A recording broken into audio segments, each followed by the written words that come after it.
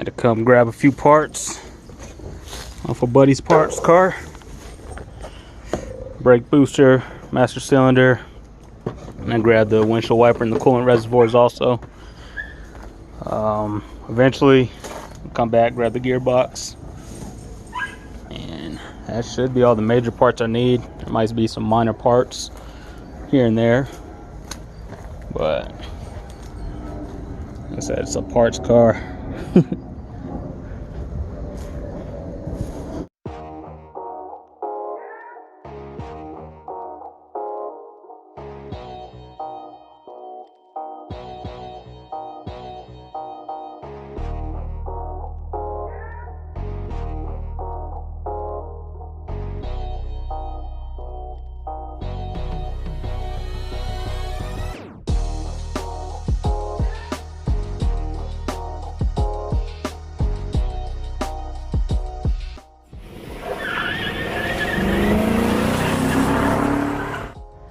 Little quick trip to the junkyard.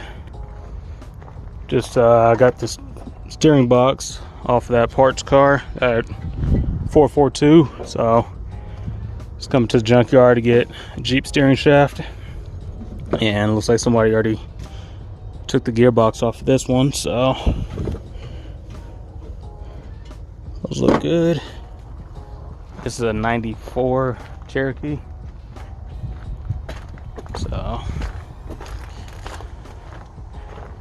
I believe 94, 93, they both work.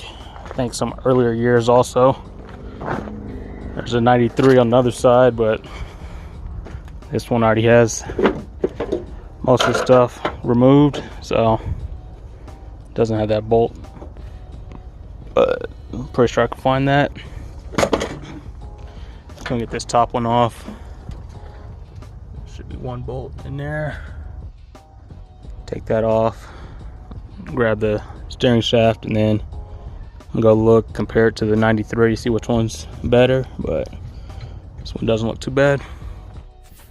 Alright, so as far as the power steering box, just cleaned that up, degreased it, wiped it down, scrubbed it, sanded it, a couple coats of primer, a couple coats of paint, and before I painted it, I should have cleaned up the steering shaft. But gonna have to compress a little bit. So if you notice, I have the stock one. So they're a little bit longer than what comes out of the Gbodies. So you have to compress it a little bit. Best way to do it, or what I found works, is a little bit of heat. So what you want to do is right in here, see this piece is adjustable. I think this is a plastic piece, so that might pop off. Yeah, that piece is coming off. So this piece will probably just pop off with the heat, or might be able to just knock it off. But what happened is you want to heat, I believe, this end. So heat up this end. It's going to cause this to expand a little bit, and then once it's heated up enough, just give it a few hits with a hammer or mallet, and it should compress. So just need a little bit, not too much. If this doesn't pop off, I think it might have enough room to keep it on, but I'm pretty sure it'll come off. So get this fired up, start heating the steering shaft up, and try to compress a little bit. So go grab a lighter, get the torch going, and I'll throw you guys on time lapse. Alright, so guess I didn't need to hit it with the hammer.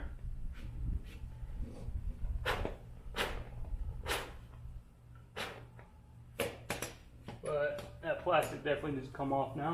So just heat it up a little bit, and then I was able to just compress it.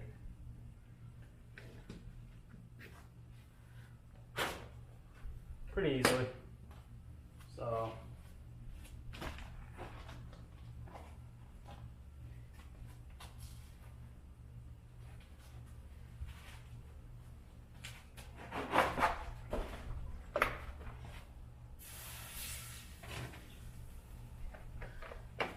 alright, now it should be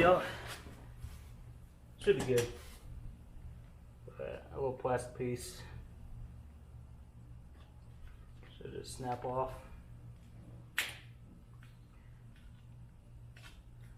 Probably should have just taken it off before, so it wouldn't have been on fire. Now I might have to clean up all this burnt plastic, but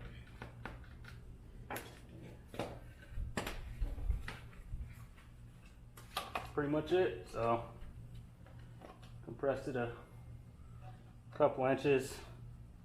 It'll still go in a little bit more if I need it, but I think it's pretty close for now. So let's get a torch, or heat gun might be able to do it if you leave it on there long enough. But any day you get to play with a torch is a good day. But I'm gonna clean this up, get a couple coats of paint on it, and then probably tomorrow go through and finish putting everything on. But this got a little bit better look on it. So now I might need to stretch it out a little bit.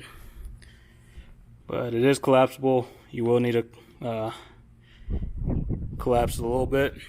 So I think the main reason people swap these out are, I believe this one right here, this joint, a lot of play in there after a while. Alright, so come back just to get everything put into place. So last step is pretty much the steering shaft. I'm not going to climb under there, tighten everything up just yet, because I have like 30 minutes before I have to start leaving for work. But as far as the steering shaft goes, you see there's ridges in there, and then there's a flat side. So there's one side that's pretty smooth. And if you look at the little shaft on this side, see that it has that flat side. So obviously just line the two flat sides up, I'll slide in. But with this side, it's going to be a little tougher. I think a little bit of overspray, so I still need to clean that off. But what I was saying earlier is, like, I know you have to grind a little section out, and from what I'm going to do is, there's a flat side here. So when you get to the actual steering shaft, it doesn't matter which way that goes on. I guess it, yeah, it does. So what I was saying, when you need to grind something down, is the screw that goes through here. Once you get it onto the steering column, it's not going to leave room on one of these round edges. So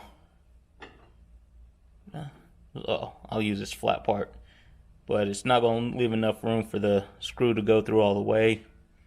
So you have to just make a little indentation on it just to be able to slide the screw through, or bolt. Yeah. So you want to grind just a little bit down just to be able to slide the bolt in to keep the steering shaft into place.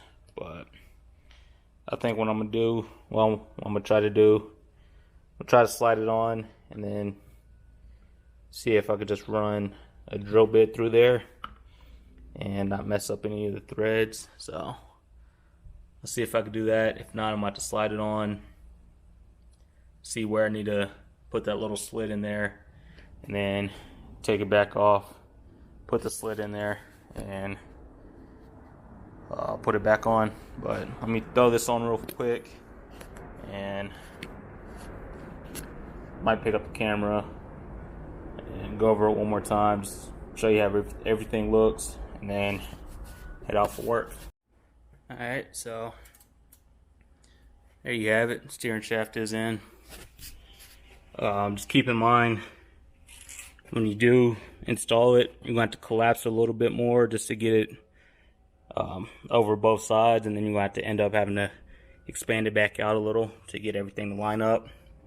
So down here, the little shaft that comes off of the power steering pump, it already has a little ridge. You have to get this part down far enough to be able to get the bolt through. And then this side, you're going to have to, once you expand it back out, you're going to have to drill or cut some type of groove in there in order to be able to put the bolt through all the way. But all that's in there.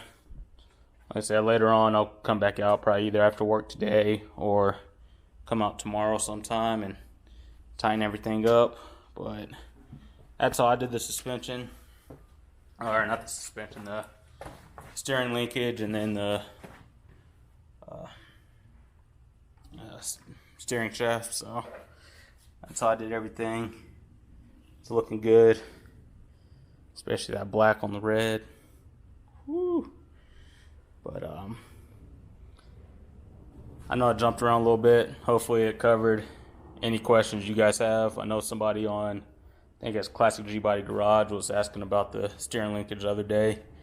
So hope it helped out, answered any questions you guys might have. Like I said, I'm still learning this stuff as I'm going. Yeah, I know I have the Elco for reference and everything, but there's a bunch that I didn't do on the Elco that I'm having to do on the Monty. So hope it helps out.